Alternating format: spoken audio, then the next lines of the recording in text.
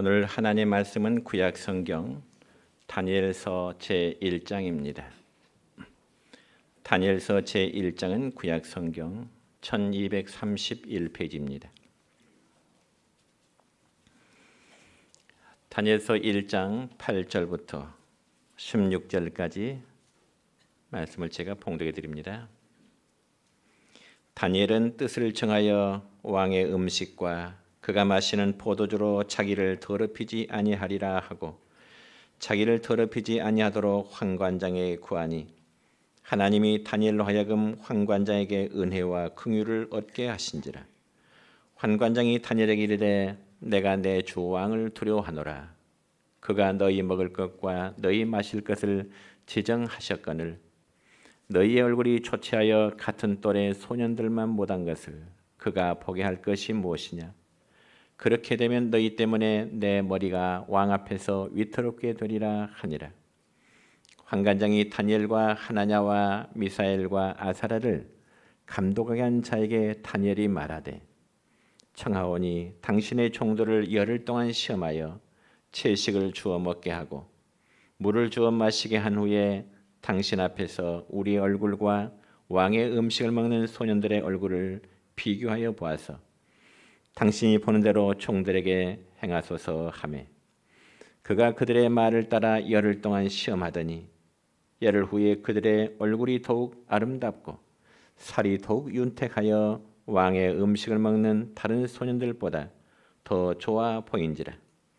그리하여 감독하는 자가 그들에게 지정된 음식과 마실 포도주를 취하고 채식을 주니라. 아멘. 사랑과 축복의 메시지 나눕니다. 사랑과 축복합니다. 사랑과 축복합니다. 자, 오늘은 구약 성경 다니엘서 1장 8절로 16절까지 말씀을 중심해서 다니엘은 뜻을 정하여라는 제목으로 오늘 말씀을 선포하고자 합니다. 여러분은 사람이란 어떠한 계기에 분명한 결단을 해야 할 그런 때가 있습니다. 그래서 자기의 판단에 따라 분명한 결단을 내릴 줄 아는 사람을 가리켜서 우리는 소신이 분명하다 그라는 표현을 쓰게 됩니다. 그러나 사람이 개인적으로 있을 때는 자기 판단에 따라 결단을 내리기 쉽지만은 어떤 조직태나 혹은 공동체 안에서 자기의 소신을 밝힌다고 하는 것은 그렇게 쉬운 일이 결코 아닐 것입니다. 왜냐하면 조직원들이나 공동체의 생각이 다 자신의 생각과 일치하지를 않기 때문에 그렇습니다. 예를 들자면 우리나라의 정치인들 가운데 무소속 몇 사람을 제외하고는 대부분 정당에 소속되어 있습니다. 그래서 그들은 선거 유세 때 당선만 되면은 자신이 당에 들어가서 자기의 목소리를 충분히 내면서 소신 있는 정치를 할 것이라 그런 약속들을 하게 됩니다. 그렇지만 막상 당선이 되면 어떤가요? 정말 자기의 소신에 따라 정치를 하는 사람이 과연 얼마나 되느냐 하는 것입니다. 대부분 당론에 따를 수밖에 없는 것입니다. 왜냐하면 정치인이 당론에 따르지 않으면 미운 오리새끼가 되기 때문일 것입니다. 그러다 보니 소신의 정치가 아니라 맹목적으로 흡수되어져가는 그런 우리나라의 정치 형태를 우리가 바라보고 있습니다. 참 안타까운 현실임을 우리 모두가 인정할 수밖에 없는 것이죠. 그렇다면 과연 우리 각자의 신앙의 형태는 어떻다고 생각하십니까? 여러분은 정말 소신 있는 결단의 믿음 생활을 하고 있는지, 아니면 우리 자신이 믿음 생활을 한다고 하지만 세상 속에 흡수되어져 가고 있는 믿음의 생활을 하고 있지는 않는가? 여러분, 이 점에서 오늘 본문의 말씀을 보면 다니엘의 경우를 우리에게 말씀하고 있는데, 다니엘은 한마디로 소신 있고 뜻을 정한 믿음의 사람이었음을 오늘 성경에서는 우리에게 소개하고 있습니다. 여러분, 사람에게는 지조가 있어야 하듯이 특별히 우리 신앙생활에는 하나의 절개가 있어야 되는 것입니다. 그래서 오늘 우리가 살펴볼 이 다니엘이라는 사람은 믿음의 심지가 굳은 사람이었습니다. 우리가 잘 아는 대로 이 다니엘은 어린 시절에 이방 바벨론이라는 나라에 포로로 끌려가게 되었습니다. 여러분, 성경에 있던 기록된 바벨론이라면은 지금의 이라크의 수도인 바그다드에서 남쪽으로 약 80km 정도 떨어진 곳인데, 유프라테스강 그리고 티그리스강 하류 지방을 말하는 것이죠. 그래서 성경 시대, 즉 고대 바벨론은 원래 셈족의 후손들이 기원전 3000년 전경에 나라를 세웠던 곳입니다. 그렇지만 역사적으로 볼 때 주전 605년경에 바벨론 나라 느부갓네살 왕은 유대 나라를 침략합니다. 그래서 왕족이나 그리고 귀족 출신 젊은 청년들 가운데 똑똑한 소년들을 다 잡아서 자기 나라로 포로로 끌어가게 됩니다. 그래서 거기에 바로 다니엘도 포함이 되었습니다. 그러니 이방 나라에 포로로 잡혀간 그들은 나라를 잃었고요, 하나님께 예배할 성전을 잃었고요, 또한 신앙의 공동체를 잃게 된 것입니다. 그래서 본장 6절부터 7절까지 말씀을 보면은 다니엘과 함께 잡혀간 다니엘의 세 친구의 이름이 소개되는데, 그들의 이름은 사드락, 메삭, 아벤누고라는 사람입니다. 그러고 나서 그들은 바벨론 왕국은 다니엘과 그의 세 친구들을 바벨론 왕궁의 궁중학교에 입학을 시켜서 3년 동안 직접적으로 교육을 시키게 됩니다. 그러면서 그들에게 왕과 그리고 귀족만이 먹을 수 있는 아주 기름진 음식, 그리고 값진 포도주를 그들에게 제공하게 됩니다. 그러니까 포로로 잡아온 그들에게 온갖 특혜를 다 부여하게 된다는 거죠. 그렇다면 여러분, 이처럼 바벨론의 느부갓네살 왕이 포로로 잡아온 소년들을 그토록 잘 먹이고 또 잘 가르친 목적이 과연 무엇일까요? 그것은 바로 그들을 훈련시켜서 자기 사람으로 만들어서 자기에게 충성을 하도록 위한 그러한 목적인 것입니다. 그러니 포로로 잡혀온 그들의 입장에서는 얼마나 행복한 일일까요? 잘 먹지요, 잘 입지요, 그리고 좋은 환경에 생활하니 얼마나 행복하느냐 하는 것이죠. 그렇지만 오늘가 읽은 본문 오늘 8절의 말씀을 보면 이런 말씀이 기록됩니다. 시작. 다니엘은 뜻을 정하여 왕의 음식과 그가 마시는 포도주로 자기를 더럽히지 아니하리라고, 자기를 더럽히지 아니하도록 환관장에 구하니. 아멘. 여러분, 다니엘이 뜻을 정했다는 것은 어떤 단순한 고집을 부린다는 의미가 아니라 마음의 중심을 하나님께 두고 있었다고 하는 그런 믿음의 결단인 것입니다. 그럼 왜 다니엘은 뜻을 정하여 왕이 내려준 그 기름진 음식을 먹음으로 자기 자신을 더럽히지 않으리라고 말했을까요? 그 당시에 여러분, 바벨론 나라에서는 자기들의 신들에게 제사했던 그 죄물, 최상의 음식을 왕의 귀족들의 식사로 제공하는 것이 하나의 일종의 관습이었습니다. 그러니까 다니엘이 왕궁에서 주는 음식을 그대로 먹을 경우에는 바벨론 신들에게 바쳐진 그 우상의 제물을 먹게 되는 그런 경우가 되는 것입니다.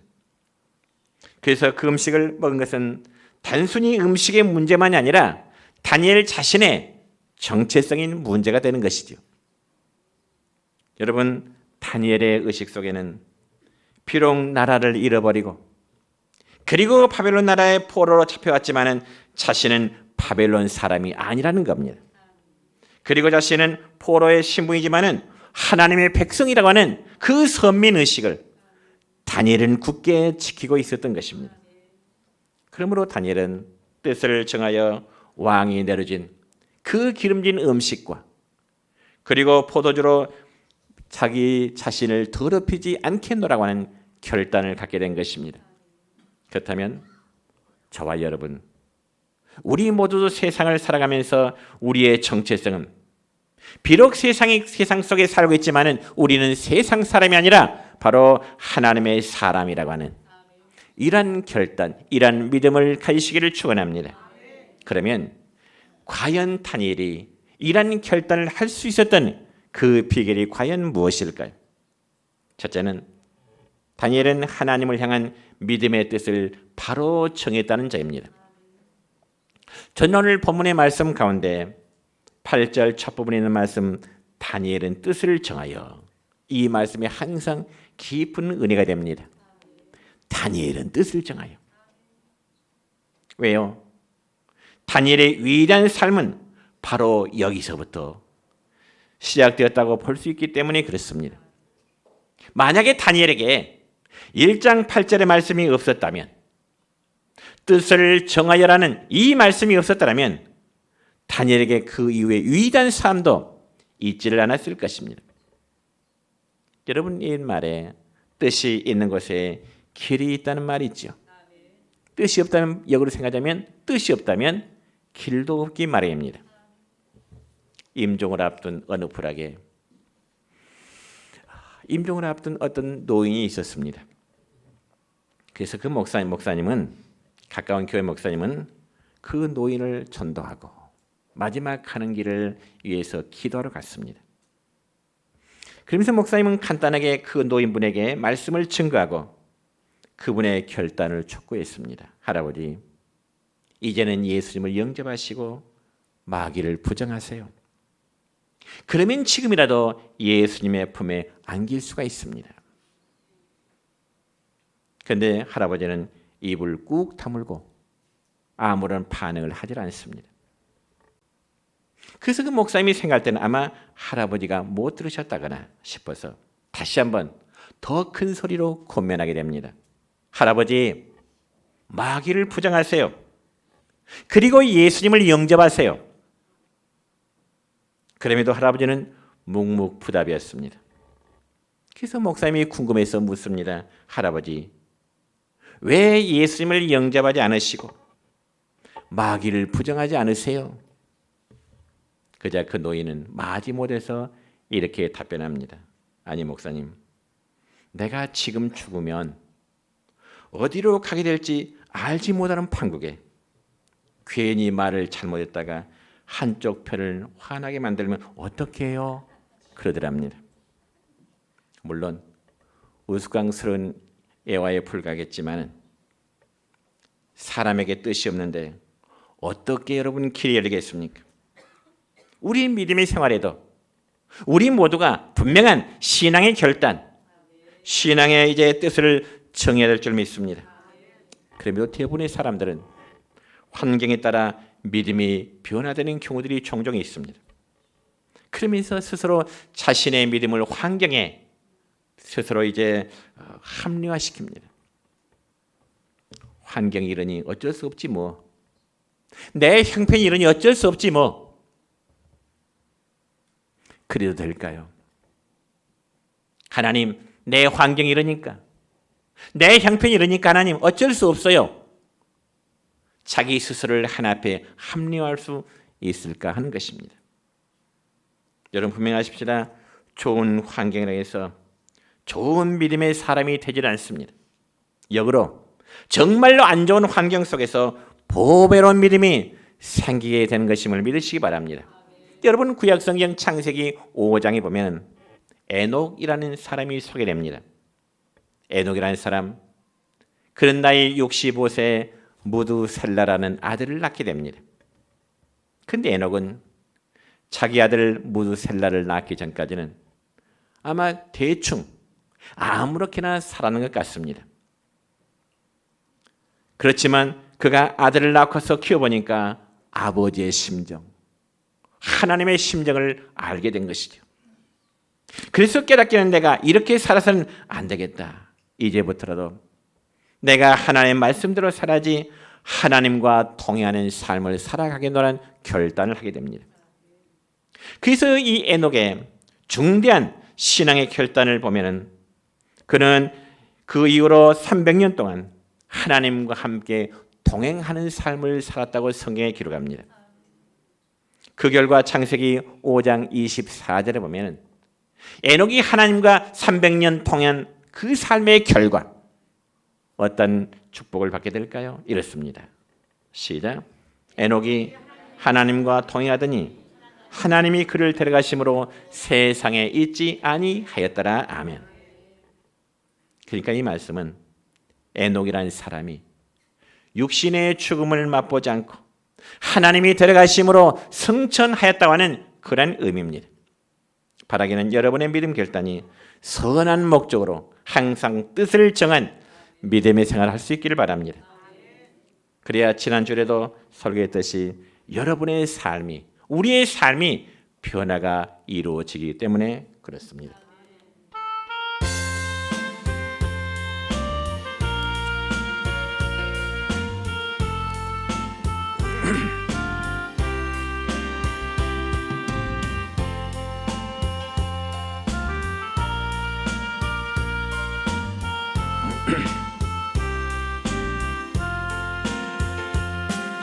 우리 이 땅에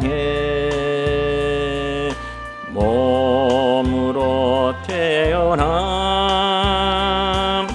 무슨 일 하다가 무엇을 남기랴. 우리의 인생은 누가 대신 살아주나. 너와 나가 남남으로 주 앞에 설 때에 우리 무엇으로 주님께 드리랴. 혹은 긴 인생 어떠닌 짧은 인생 그러나 누구도 영원히 살 수 없네. 천국이 없다면 인생이란 허무한 것과 내가 영혼으로 만날 수 없다면 우리 이별은 어떻게 견디랴. 주님 안에서 영원한 생명 얻어 언젠가 또다시 만날 수 있기에 우리 헤어져도 슬프지 않을 수 없어. 너와 내가 영혼으로 또다시 만나세. 주님 우리의 함께 계시리라.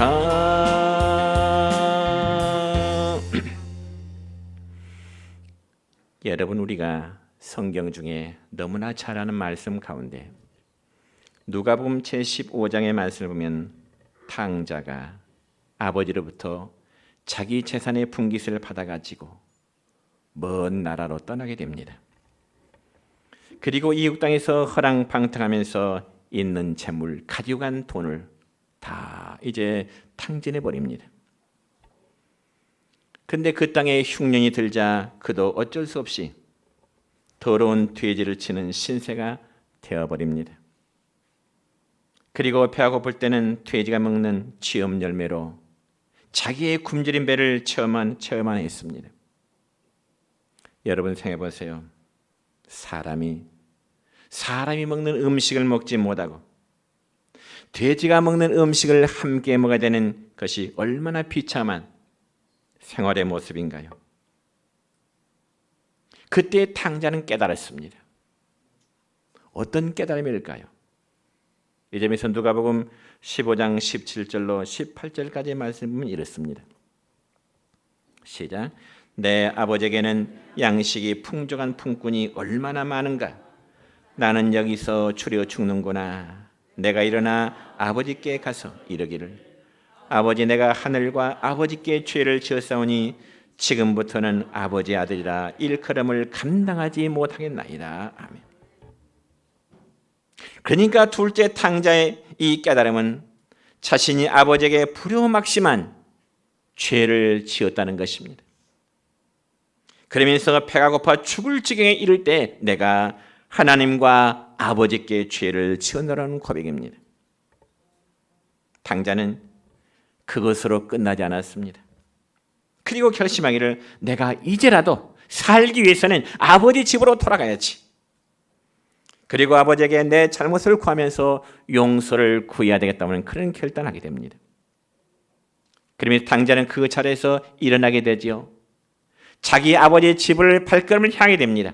그러면 과연 집에 돌아온 둘째 아들 탕자의 결과는 어떻게 됐을까요? 이 점에서 누가복음 15장 22절로 23절까지의 말씀을 보면 이렇습니다. 시작. 아버지는 종들에게 이르되 제일 좋은 옷을 내다가 입히고 손에 가락지를 끼우고 발에 신을 신기라. 그리고 살찐 송아지를 끌어다가 잡으라. 우리가 먹고 즐기자. 아멘. 그러니까 집을 나가 방탕한 생활하다가 거짓걸로 돌아온 둘째 아들에게 아버지는 종들을 시켜서 더러운 옷을 다 벗기고 깨끗한 옷을 내 아들에게 입히라. 그리고 손에는 손가락질을 끼워주고 발에는 좋은 신을 신겨주라. 그리고 살찐 송아지를 끌어다가 잡아서 이웃을 초청해서 우리 잔치하자. 그러면서 아들의 모든 지위를 아버지는 다시금 회복시켜 주었습니다. 그러면 집을 나갔다가 거짓걸로 다시 돌아온 탕자가 아들의 지위를 다시금 회복할 수 있었던 그 동기가 과연 무엇일까요? 그건 너무나 간단합니다. 바로 풍요로운 아버지의 집으로 다시금 돌아옴으로 잃었던 아들의 신분이 다시금 회복되었다는 점입니다. 지금까지는 이제 바로 풍요로운 아버지 집으로 돌아오는 것. 그러면서 둘째 아들은 이제부터는 다시금 새롭게 살아보려는 결단을 갖게 됩니다. 오늘 우리에게도 이러한 믿음의 결단이 있기를 축원합니다. 내가 이제부터는 하나님의 말씀대로 한번 살아보리라. 지금까지는 아무렇게나 살았지만 이제부터는 무슨 일이 있더라도 믿음의 순결을 지키면서 살아가리라. 먹고 마시는 문제 때문에 내 몸을 더럽히지 아니하니라. 내 몸은 여러분의 몸은 하나님의 거룩한 성전이요 성도 개개인은 하나님의 성전이기 때문에 거룩히 할진대. 그러니 내가 먹고 마시는 문제로 내 몸을 더럽히지 아니하리라. 버릴 것은 버리고 끊을 것은 끊고 포기할 것은 깨끗이 포기하리라.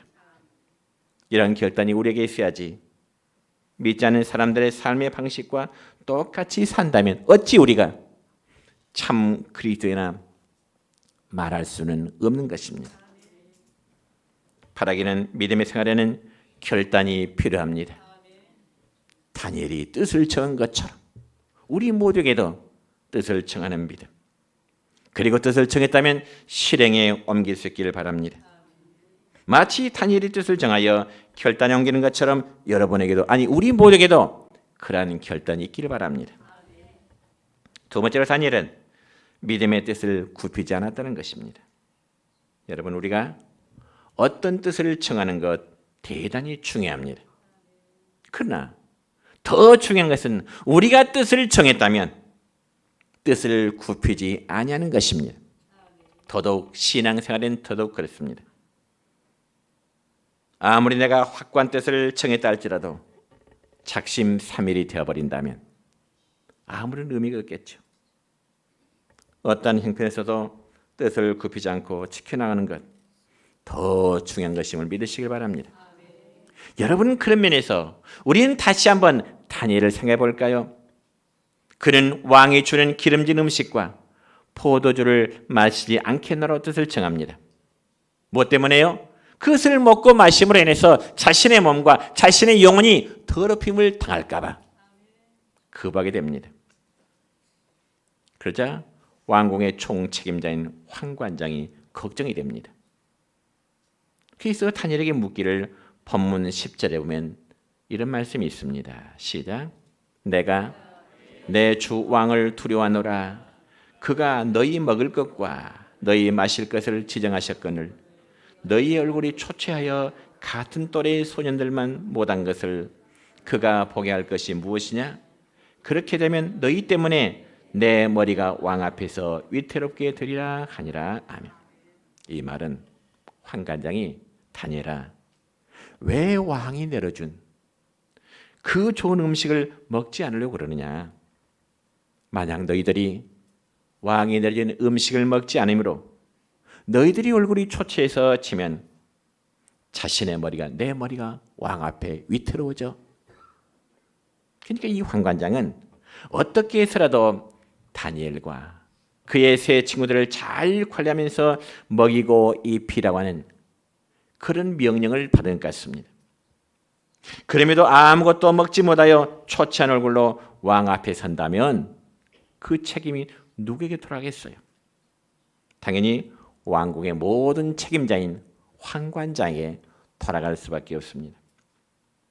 그래서 황관장은 어떻게 해서라도 다니엘의 일행이 왕이 내려진 그 기름진 음식, 포도주를 먹도록 권유하고 있는 것입니다. 그런데 여러분, 다니엘의 입장에 볼 때 인정을 따르자면 어떻게 될까요? 만약 왕이 내려진 음식을 거부해서 얼굴이 초췌해지면 황관장의 목이 잘린다는 거예요. 그리고 황관장 입장에는 다니엘아 제발 좀 먹어줘. 그런 분위기예요. 그런 상황에서 인정에 따르자면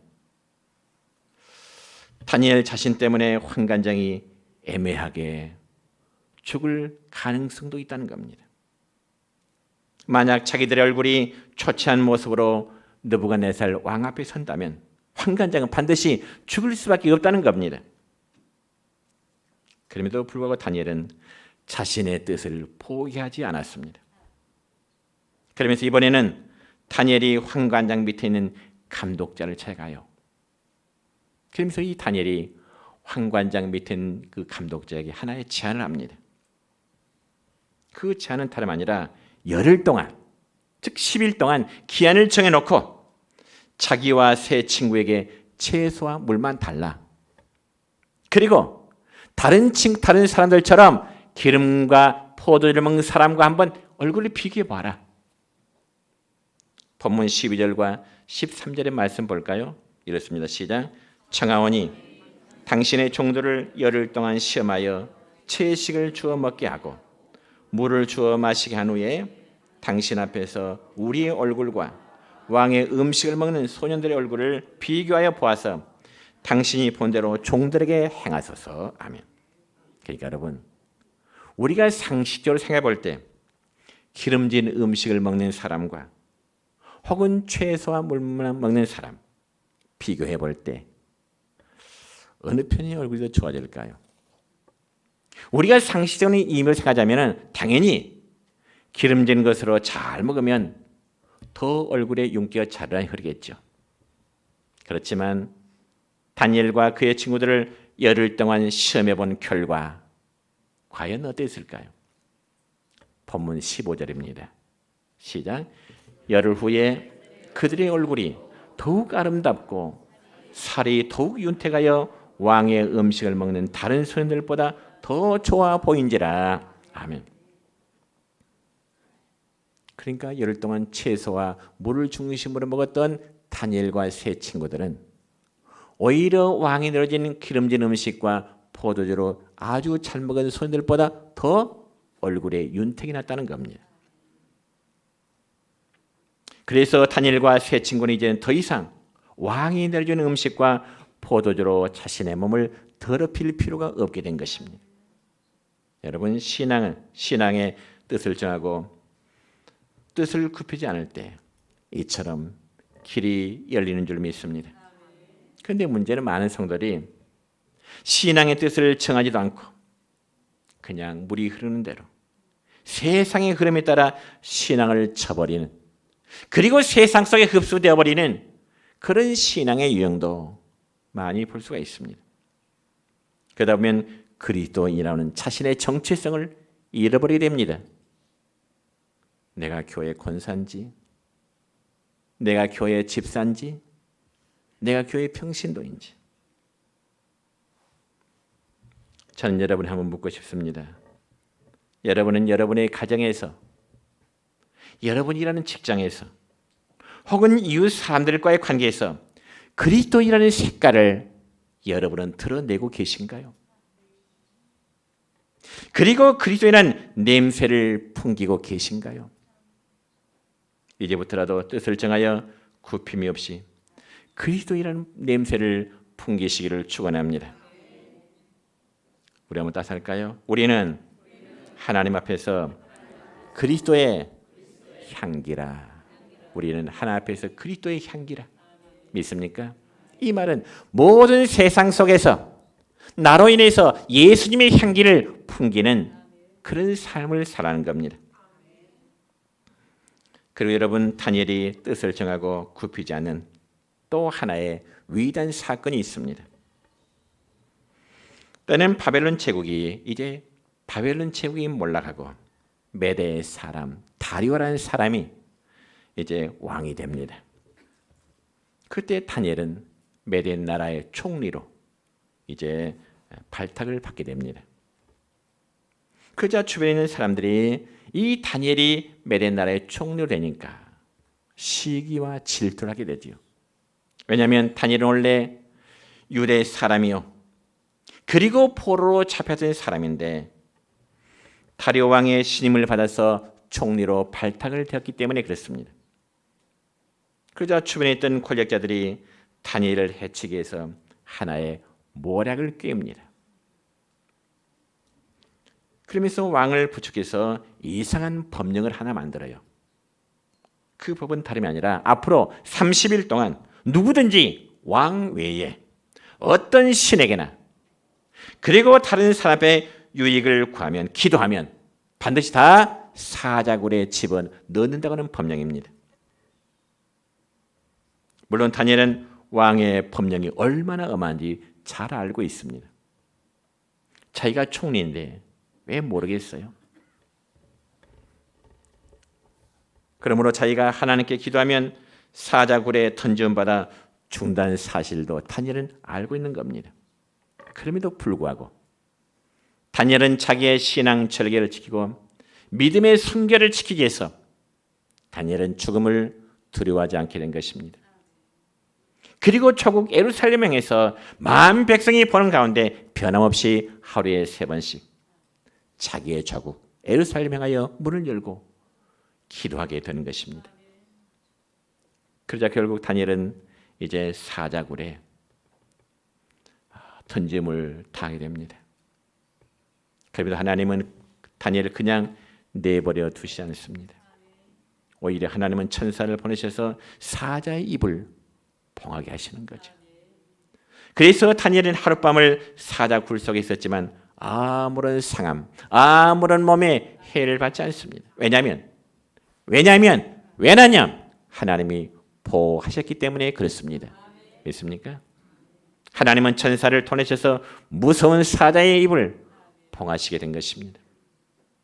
그러니까 다니엘은 하룻밤을 사자굴에 있었지만 아무런 상함을 받지 않았습니다. 그런 반면에 다니엘을 모함했던 그런 자들 어떻게 됐을까요? 반대로 그들이 사자굴에 던짐을 당해 죽임을 당하게 된 것입니다. 오늘 말씀했습니다. 사랑하는 성도 여러분이요, 고난은 성도들에게 잠깐입니다. 고통은 성도들에게 잠깐입니다. 그러나 고통 뒤에 따르는 영광은 무한함을 믿으시기 바랍니다. 그러므로 다니엘처럼 믿음의 순결을 끝까지 지키면서 살아가시는 우리 성되시길 주님의 이름으로 축원합니다.